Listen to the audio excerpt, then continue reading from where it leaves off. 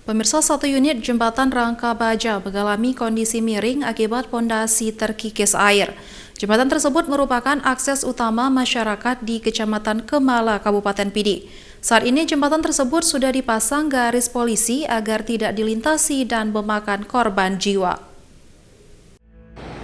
Nyan, kondisi tutu Rangka Baja yang na di Kemala Oronyo.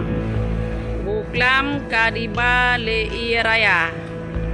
Jadi satu unit jembatan Rangka Baja yang merupakan akses vital bagi masyarakat Kecamatan Kemala dan Kecamatan Sakti Kabupaten Pidi. Hingga saat ini kondisinya masih miring dan warga meminta pemerintah agar segera memperbaikinya. Hujan deras yang mengguyur Kabupaten Pidi menyebabkan aliran sungai Krung Baro mengalami debit tinggi hingga mengikis pondasi sebagai penopang jembatan Rangka Baja di Desa Dijim, Kecamatan Kemala.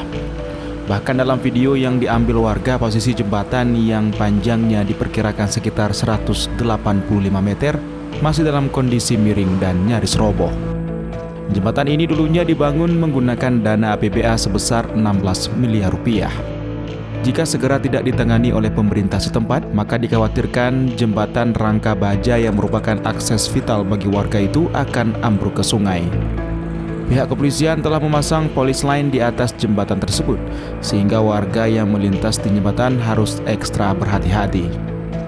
Menurut warga, jembatan Rangka Baja tersebut menghubungkan Kecamatan Kemala dengan Kecamatan Sakti Kabupaten Pidi. Selain itu, jembatan juga kerap digunakan warga sebagai sarana penyeberangan bagi petani untuk mengangkut hasil pertanian mereka. Dari Kabupaten Pidi, Jamapangwa, Ainus melaporkan.